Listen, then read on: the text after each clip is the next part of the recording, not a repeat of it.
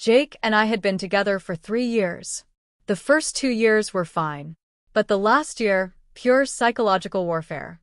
He started checking my phone, questioning where I was going, who I was talking to.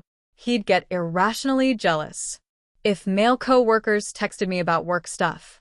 He'd make jokes about me being unfaithful in front of our friends. When I get upset, he'd say I was overreacting and that guilty people get defensive. The worst part was I never cheated, not even close. I was completely faithful, while he was projecting his own behavior onto me. It was Teresa who first caught him. She'd been my best friend since high school, basically like a sister.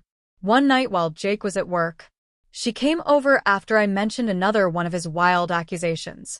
I showed her text where he was questioning why I got home 15 minutes late from grocery shopping and suggesting I was meeting someone. Teresa got this weird look on her face and showed me her phone. Jake's dating profile active that very day. His bio even said he was single and looking for fun. Teresa confessed she'd suspected for weeks. A friend of hers had matched with him, but recognized him as my boyfriend from pictures on my social media. Teresa had been gathering evidence before telling me, because she wanted to make sure it wasn't just a misunderstanding. That night we formulated a plan. Teresa would create a fake profile and try to match with him to see how far he'd go. Teresa matched with him within hours. He didn't even hesitate. Their chats were vile. He told her he was single, complained about his psycho ex, me, who he was trying to break up with, but who wouldn't take the hint. When Teresa asked why he didn't just end it, he wrote, "She pays half the rent and does all the cooking and cleaning. Why give that up until I find something better?" He started sending her screenshots of conversations with other girls he was seeing in these chats. They would make fun of me. He called me the most hideous creature, and something so repulsive to these women. There was a message from Jake saying, "I almost gag when she tries to kiss me." And some girl responded, "You're such a saint for putting up with her. I would have left ages ago." Jake wrote back, "It's complicated, but not for long, I promise." These were messages to multiple women, all while he was accusing me of cheating, while I was cooking his favorite meals, doing his laundry, and trying desperately to prove my loyalty to him. I didn't confront him right away. Teresa and I decided we needed more than just evidence. We needed a plan not to get him back, but to absolutely destroy him. The next few weeks, I played the perfect girlfriend. While Teresa continued chatting with him through the fake profile, I smiled when he kissed me goodbye in the mornings. I still cooked his meals and did his laundry. I even apologized when he accused me of flirting with the delivery guy, who literally just handed me our food and left. All the while I was plotting. One night, Jake came home late smelling like unfamiliar perfume. When I casually mentioned it, he got furious and said I was being paranoid, and that maybe I should talk to someone about my insecurities. He said maybe I was depressed, that I hadn't been myself lately. I just smiled and apologized, all while mentally adding this to my list of reasons he deserved what was coming. I went through our finances. We had a joint account for bills, but Jake also had his own savings account that he was so proud of. He was always talking about how disciplined he was with money, how he was saving for our future. What a joke. Looking at our bank statements, I could see large withdrawals on nights he claimed he was working late, expensive restaurants, hotel charges, gift shop purchases. That's when I knew exactly where to hit him: his ego and his wallet. I remembered my cousin Vicky. Everyone always said we looked similar, except she was the prettier version of me. Thanks, Emily. She had the same dark hair and eyes as me, but was taller with a better figure. As my mom would constantly remind me, she was a model in college and still turned heads everywhere. And she owed me a favor. After I helped her through a really rough breakup last year, I called Vicky and Teresa for an emergency meeting and told them my full situation. Vicky was furious on my behalf. She said what Jake was doing was emotional abuse, not just cheating. And she was right. Teresa showed Vicky all the evidence she gathered, and Vicky couldn't believe someone could be so cruel while pretending to be the victim. By the end of our 3-hour conversation, I wasn't just angry, I was calculating. Cold, ready. That night, as I watched Jake texting on his phone, with that stupid little smirk on his face, probably telling some other woman how hideous I looked, while accusing me of texting someone, I made my decision. I had my plan, something that would make Jake regret every single word he ever said about me, something that would hit him exactly where it would hurt the most. Teresa and Vicky were all in, and together we were about to teach him the lesson of a lifetime. First update. Our plan was like something out of a heist movie, except it was real, and I was living it. We decided Vicky would accidentally run into Jake at his gym. He went to fitness club downtown every Tuesday and Thursday, like clockwork, supposedly for training sessions. But now I suspected he was just trolling for women.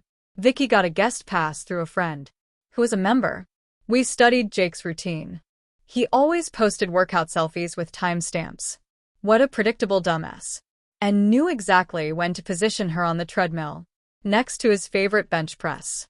The first day of Operation Takedown, Vicky wore these insane leggings that made even me do a double take. She texted me from the gym. Target acquired. He hasn't stopped staring since I walked in. What happened next was so predictable. It was almost boring. Jake accidentally bumped into her while getting a towel, started a conversation about protein shakes or some bullshit, asked for her number to share workout tips. By that evening, he was already texting her.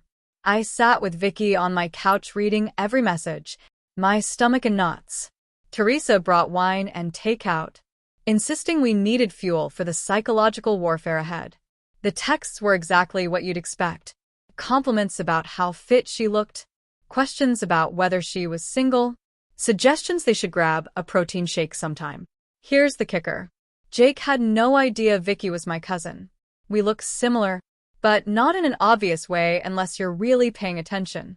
And Jake never really paid attention to me anymore. The plan was simple, but devastating.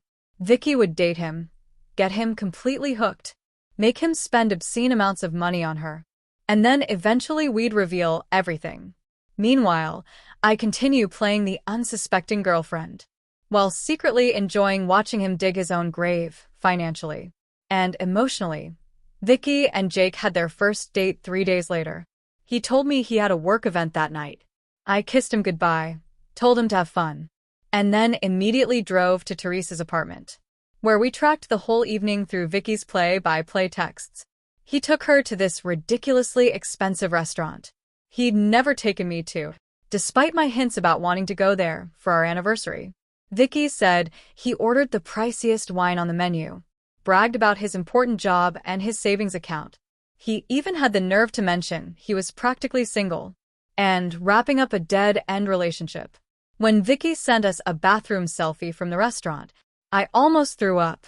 It was surreal, seeing my boyfriend on a date with my cousin, while I was sitting on my best friend's couch, eating popcorn and plotting revenge.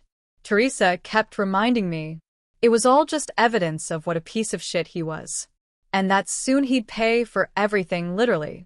Over the next few weeks, Jake became obsessed with Vicky. He started canceling our plans to see her, staying out later, coming home with this smug look on his face, like he had some amazing secret, all while Vicky reported back everything to me and Teresa. The money spending started. Small dinners, small gifts, concert tickets.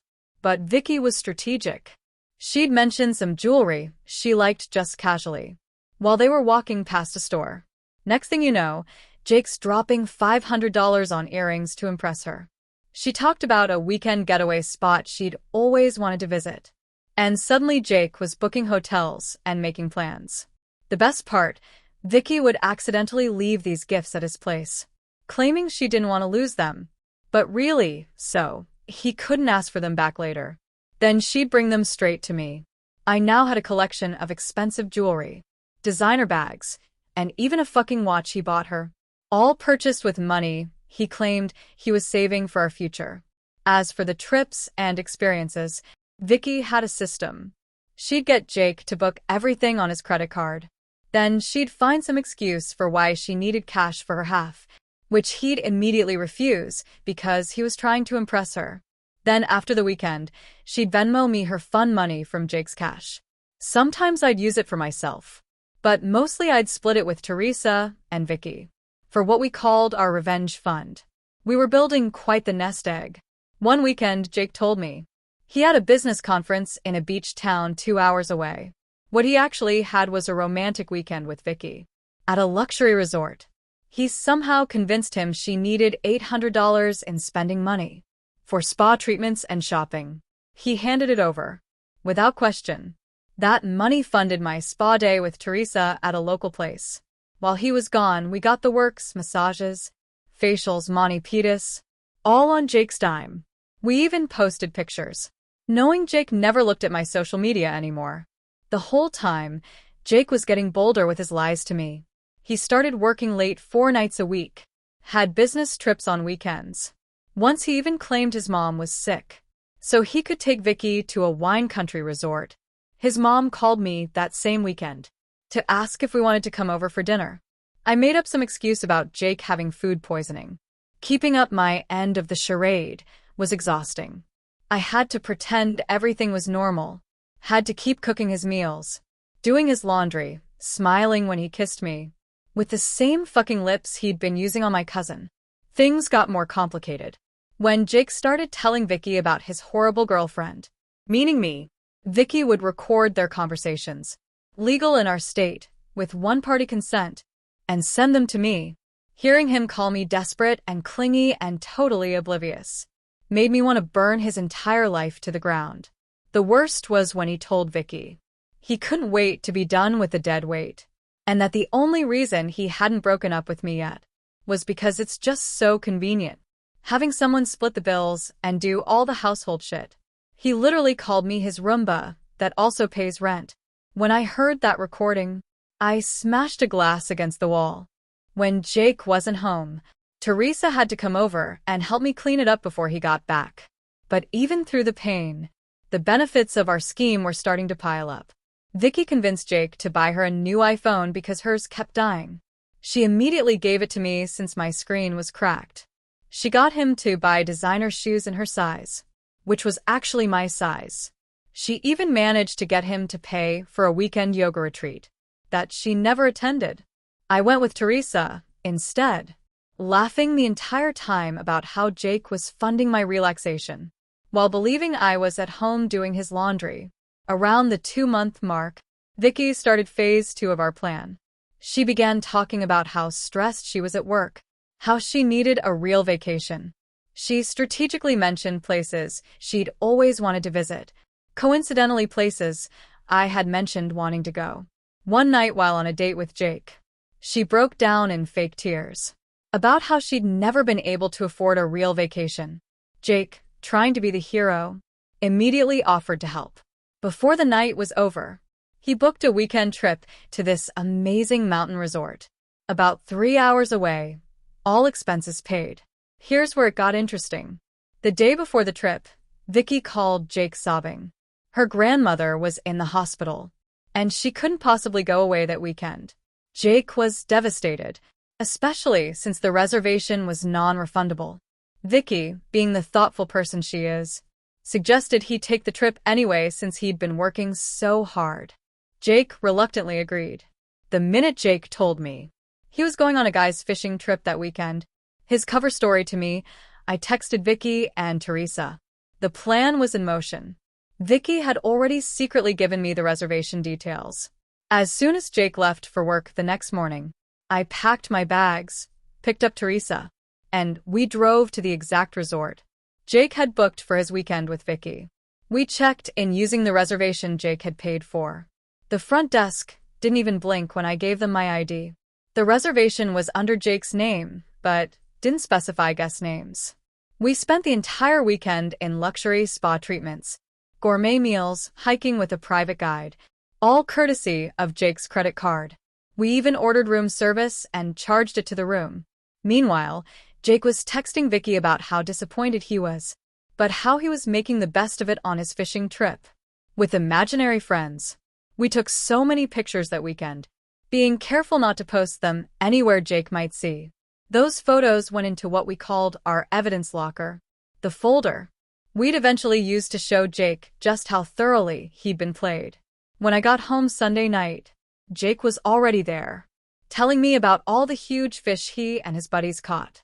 I nodded and asked questions, acting interested, while secretly replaying the memory of soaking in a hot tub with a glass of expensive champagne he had paid for. The pattern continued for another month. One of my favorite scams was the birthday present scheme. Vicky mentioned her best friend's birthday was coming up. She wanted to get her something special, but was short on cash. Jake immediately offered to help. He ended up buying an expensive designer bag that Vicky had picked out, which she promptly gave to me for my birthday, which was actually the following week. I carried that bag everywhere, including on dates with Jake. He complimented it once, saying it looked expensive. I just smiled and said Teresa had gotten it for me. Technically, not a lie. His savings account was dwindling, and he'd started complaining to me about unexpected expenses at work, and how we might need to tighten our belts for a while. The audacity. Meanwhile, things between Jake and Vicky were getting more serious. From his perspective, he started talking about introducing her to his friends, maybe even his family. Vicky skillfully deflected, always keeping him at that perfect distance, close enough to keep spending money on her, but not so close that their relationship would move forward in any meaningful way. What Jake didn't know was that we were building up to something big. Vicky had started planting seeds about a luxury vacation she'd always dreamed of taking. Some tropical resort with private bungalows over the water. Places where rooms cost like $1,000 a night. Jake predictably took the bait. Started looking at options, trying to figure out how to afford it. That's when we discovered he'd been moving money from our joint account into his private one to fund his double life, money that was supposed to be for our bills, our future. He'd been stealing from me to romance my cousin. Finding those transfers was like being punched in the stomach. All over again. But it also made me more determined than ever to finish this. As the third month of our scheme came to a close, Jake was planning this extravagant vacation, draining his savings account for deposits, and buying new luggage and ridiculous tropical outfits. Little did he know it was all leading to the final phase of our plan. But we weren't quite ready to spring the trap. Not yet. We had at least one more month of making him pay. Literally. The best part.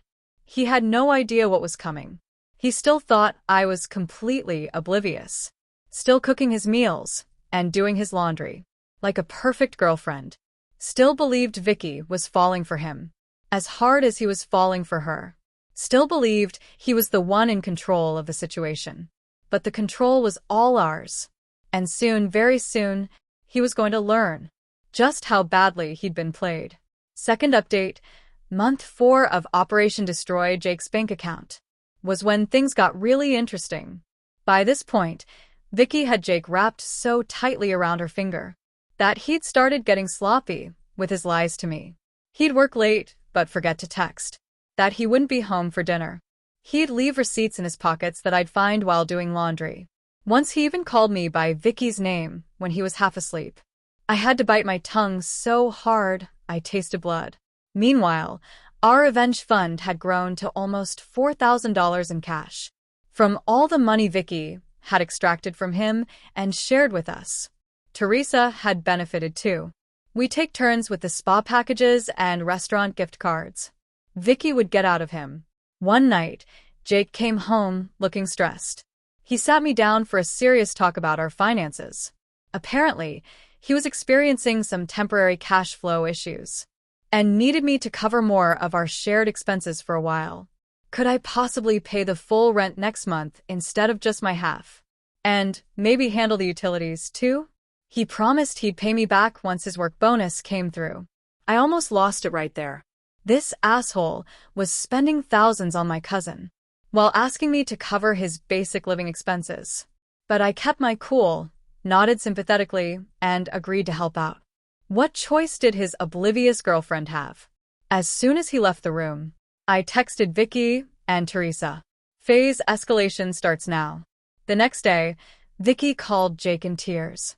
Her car had broken down, and she needed $600 for repairs ASAP. Jake, despite having just told me he was broke, somehow found the money. Within hours, Vicky took the cash, thanked him profusely, and then split it with me and Teresa. We went shopping while her perfectly functional car sat in my apartment complex's guest parking. But the real gold mine was the tropical vacation planning. Vicky had convinced Jake to book this ridiculously expensive resort in Bora Bora. Jake was struggling to come up with the money, but Vicky kept sending him pictures of the place, talking about how it would be the most romantic week of their lives. I watched from the shadows as Jake started selling things to fund this trip. His prized vintage guitar collection that he'd never let me even touch, sold on eBay. The expensive watch his grandfather left him pawned. His crypto investments he was so proud of liquidated at a loss. All while telling me we needed to cut back on luxuries, like my fucking morning coffee and Netflix subscription.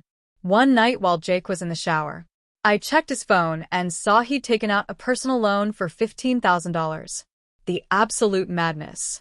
Going into debt for a woman he'd known for less than 4 months, while telling his girlfriend of 3 years that we needed to economize. While all this was happening, I was quietly preparing my exit strategy. I'd found a new apartment with Teresa's help, affordable and with good security.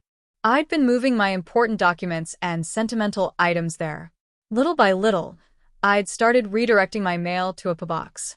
I'd even opened a new bank account at a different bank, where Jake had no connections. The stress of maintaining the charade was getting to me, Though. playing the supportive, oblivious girlfriend, while watching Jake destroy his finances for another woman. Even if that woman was my cousin, working on my behalf was exhausting. Some nights I'd lie awake next to him, fighting the urge to scream in his face about what a pathetic, disloyal piece of shit he was. Teresa noticed I was struggling and suggested we treat ourselves to a mental health day.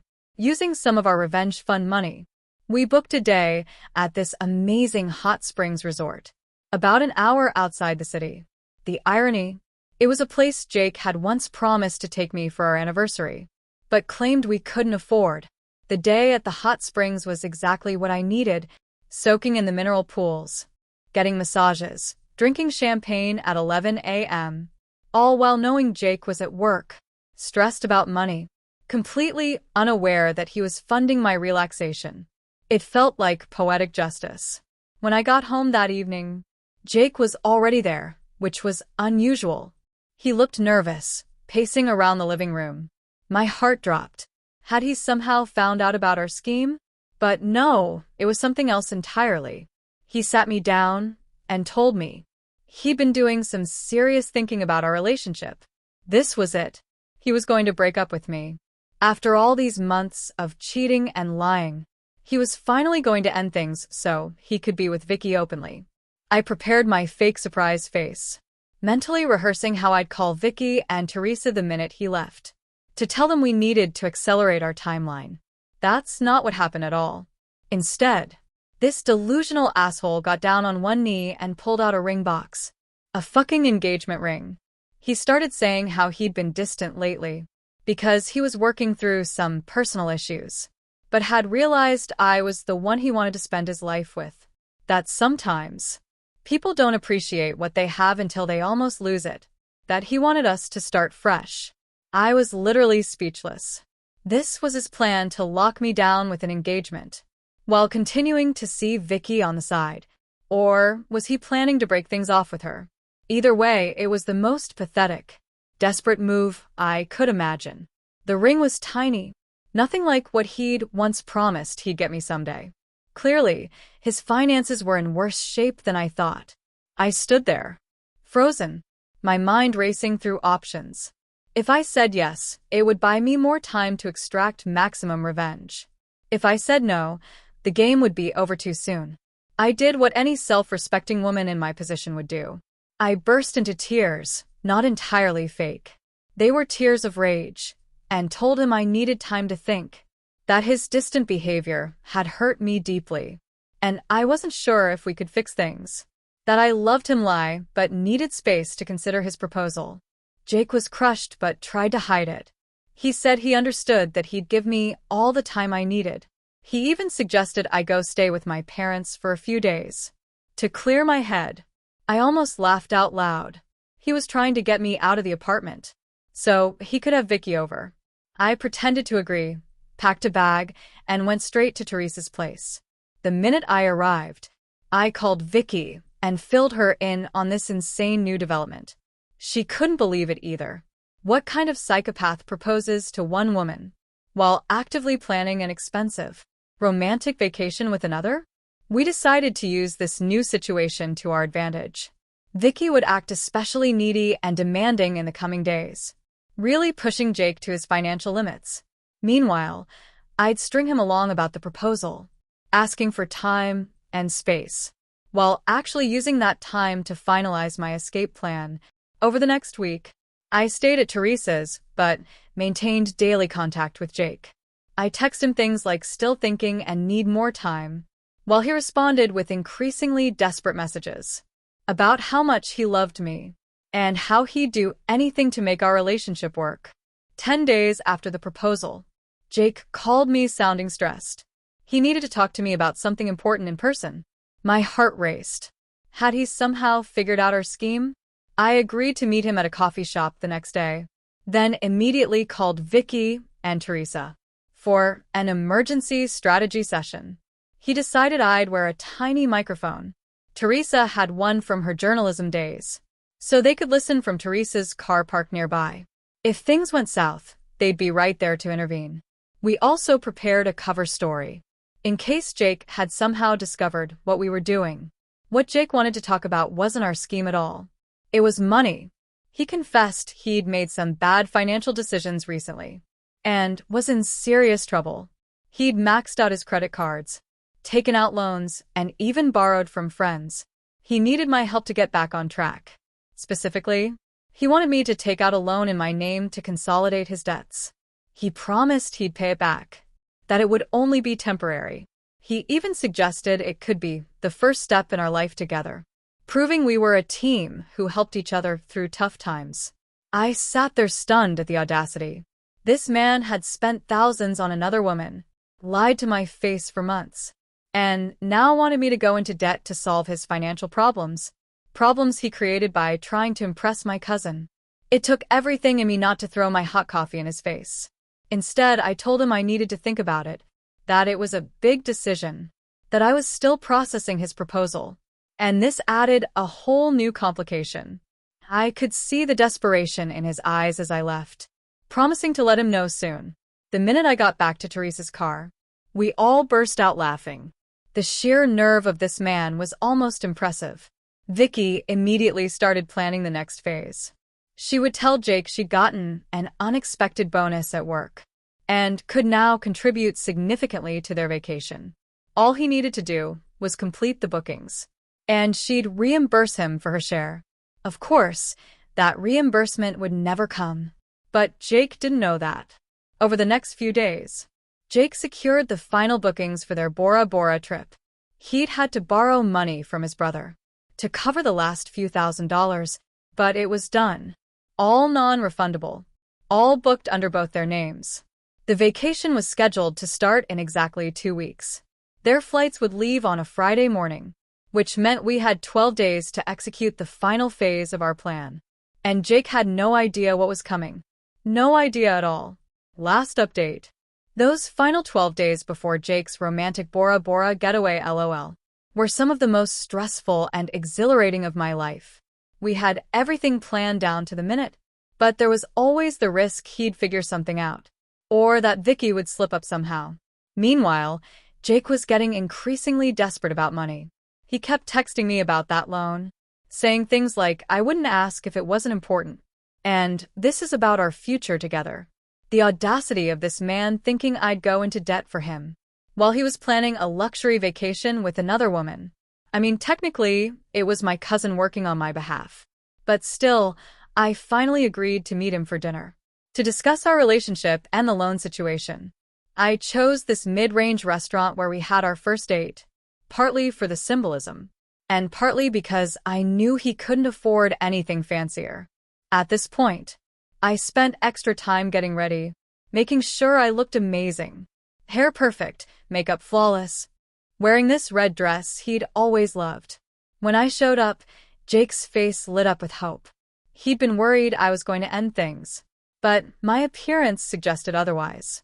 We ordered food and made awkward small talk, while he kept glancing at my left hand, noticing I wasn't wearing the sad little engagement ring he'd given me. Finally, I cut to the chase. I told him I'd been doing a lot of thinking about our relationship, about the future, about what I really wanted. His face got all serious and expectant. Then I dropped the first bomb. I told him I looked into the loan he wanted me to take out, and could probably get approved for $25,000. The relief on his face was instant, like a drowning man spotting a lifeguard. He reached for my hand across the table, squeezing it while saying how much this meant to him, how he'd definitely pay me back, how this proved we were meant to be together. I smiled and said there was just one condition. I needed access to all his financial records before taking out the loan. Bank statements, credit card bills, everything, just so I could understand exactly what I was getting into. His face froze, kept my expression innocent, like this was a perfectly reasonable request from someone about to take on their partner's debt. He stammered something about how that wasn't necessary, that he'd handle all the repayments, that I shouldn't worry my pretty head about the details. I insisted, saying this was non-negotiable, that if we were going to build a life together, there needed to be complete transparency. Jake looked like he was going to be sick. He excused himself to the bathroom, taking his phone with him. When Jake returned to the table he had composed himself, he agreed to show me his financial records soon, but said right now, the most important thing was processing the loan application, because he had some urgent deadlines. I nodded sympathetically while mentally adding this to the mountain of evidence of what a manipulative ass he was. I told him I'd go to the bank on Monday. This was Friday evening to start the application process. His relief was palpable. Little did he know I had zero intention of getting him a penny. Over the weekend, Jake was extra attentive and loving, bringing me coffee in bed, suggesting we watch my favorite movies, even cleaning the apartment without being asked, all while texting Vicky constantly about their upcoming trip, which was now just 9 days away. Monday morning came, and I told Jake I had an appointment at the bank. I dressed in my most professional outfit and left the apartment. While he wished me luck, where I actually went was to meet Teresa and Vicky at our new favorite coffee shop to finalize the details of our plan. When I got home that evening, Jake was waiting expectantly. I told him the bank needed more time to review my application, but that things looked positive. He tried to hide his disappointment and stress, but I could see his hands shaking slightly as he hugged me. 4 days before the trip, Vicky played her MasterCard. She called Jake crying, saying her grandmother had just been hospitalized, and she might need to fly home to see her. Instead of going to Bora Bora, Jake panicked, started offering solutions. Could they postpone the trip? No. Non-refundable. Could her grandmother wait? She was shocked he would suggest that. What if he went with her to see grandmother instead? No family. Only during health crisis. After letting him stew for 24 hours, Vicky called back with good news. Grandmother was stable, and the doctor said there was no need for immediate concern. The Bora Bora trip could proceed as planned. Jake was so relieved. He actually sent her flowers as a feel-better gift for grandmother. Flowers that were delivered to my new apartment, where Vicky was actually staying half the time. Now, as we prepared for the final phase, 2 days before the trip, Jake was a complete mess. The bank, aka me, still hadn't approved the loan he desperately needed. He was trying to pack for Bora Bora, while hiding his suitcase in the closet. Whenever I was home, he was juggling text between me and Vicky, trying to keep both relationships afloat. It was almost sad how pathetic he'd become almost. The night before the big trip, I told Jake I needed to talk to him about something important. His face went pale. He probably thought it was about the engagement or the loan.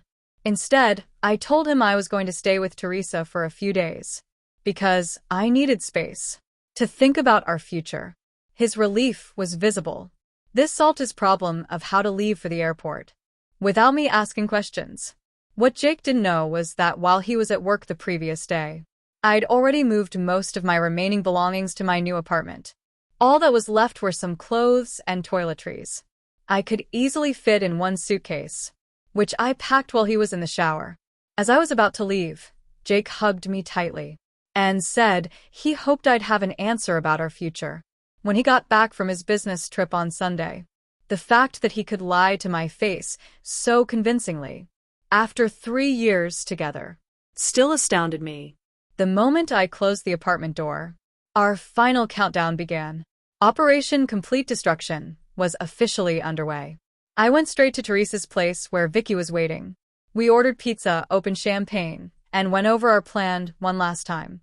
Tomorrow morning, Jake would head to the airport, thinking he was about to have the romantic getaway of a lifetime with his gorgeous secret girlfriend.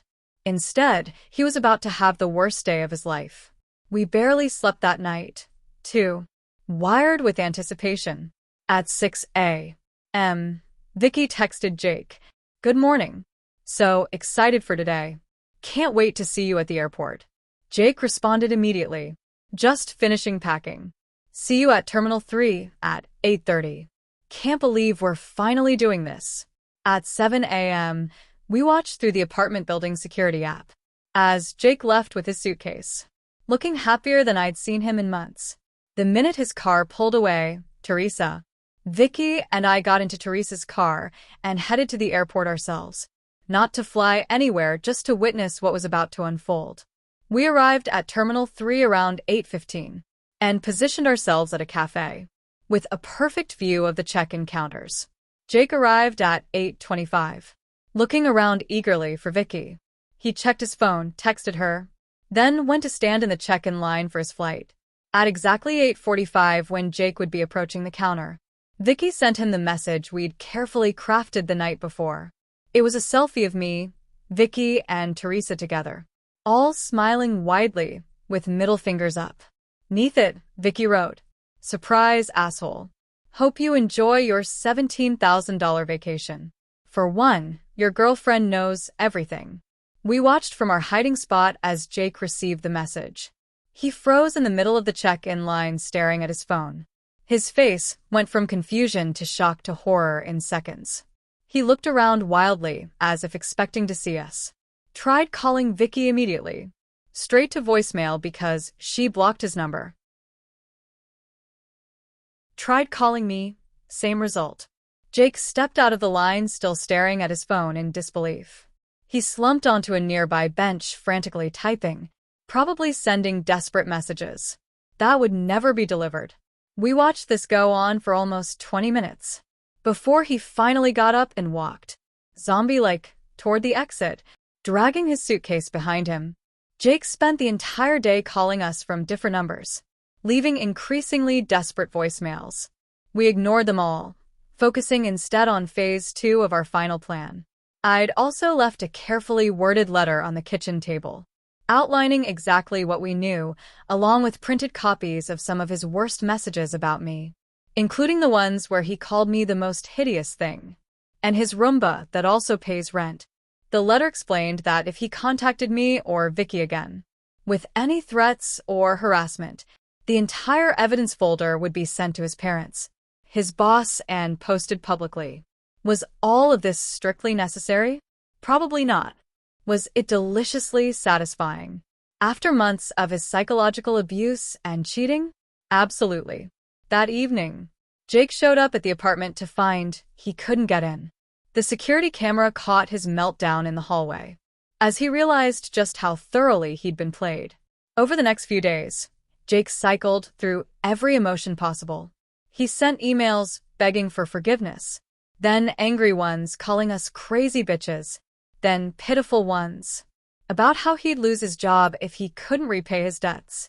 Exactly 1 week after the airport incident, we executed the final part of our plan. Vicky, Teresa, and I booked ourselves into a gorgeous local spa resort for the weekend, paid for with the last of our fun money, while soaking in hot tubs and getting massages.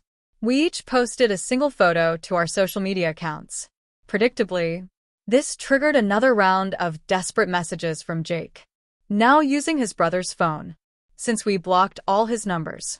He couldn't understand how we could be so cruel and heartless. He claimed what he'd done wasn't that bad, compared to how we destroyed his life. The lack of self-awareness was truly spectacular. In the months since then, Jake has tried various tactics to contact me. He even sent a letter to my parents' house. They forwarded it to me unopened. What he hasn't done is repay any of the money he took from our joint account, or explain to his family and friends why he suddenly had to move back in with his parents at 30. As for the financial aftermath, Jake is apparently working 2 jobs trying to pay off his debts. The vacation packages, flights, and hotel reservations were all non-refundable, just as Vicky had insisted when booking. His credit score is destroyed. His savings are gone. Meanwhile, I'm thriving in my new apartment. I've been promoted at work. I'm wearing designer clothes and jewelry that technically Jake paid for. I'm planning a real vacation with Teresa and Vicky next summer, one that we will pay for with our own money, because we're not pathetic cheaters who have to manipulate people to get what we want. Last week, Jake showed up at my apartment building at 3 a.m., clearly drunk, crying into my Ring doorbell camera about how he made the biggest mistake of his life and would do anything for another chance. I watched the live feed from my phone, cozy in bed, and did the only reasonable thing. Sent the video to Vicky and Teresa, so we could all laugh about it together. Then forwarded it to building security to have him removed from the property. 20 missed calls later, he finally gave up. I slept like a baby that night, knowing he was suffering while I was absolutely thriving. That, my friends, is what you call karma, and it is beautiful.